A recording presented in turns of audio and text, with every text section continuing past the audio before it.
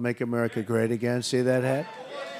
It's my guy, huh? The slogan has become a rallying cry for Donald Trump and his supporters. And I want to make America great again. And the Make America Great Again hats are the symbol. But there's just one problem. Whether all of the hats qualify for their Made in the USA labels is an open question. According to an Associated Press review, at least one of the hats in a small sample tested by the AP and an outside expert didn't contain the type of American-made fabric the hat's manufacturer insists his factory always uses. That casts doubt on whether the hat's Made in the USA tags comply with federal and state laws. The hats are manufactured by California promotional products company Califame. In a call to the company, a Califame employee initially told the Associated Press that the hats are made in the USA, but the materials are not. So the owner disowned the statements by his employees and said he was using domestic fabric. He even gave us the name of his supplier and the specific line of fabric that he used. The AP then obtained samples of those fabrics. I've been teaching textile science for more than 20 years. Deborah Young is a forensic textile analyst in California. AP provided Young with 2 sample hats sold by the Trump campaign, along with the sample material.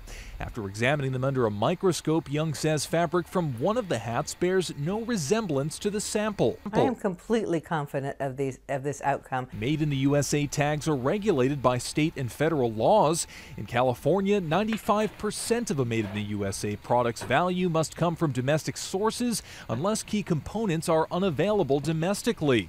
The Federal Trade Commission says items produced from foreign components must bear labels reading "Assembled in the USA" or "Made in the USA" from imported materials.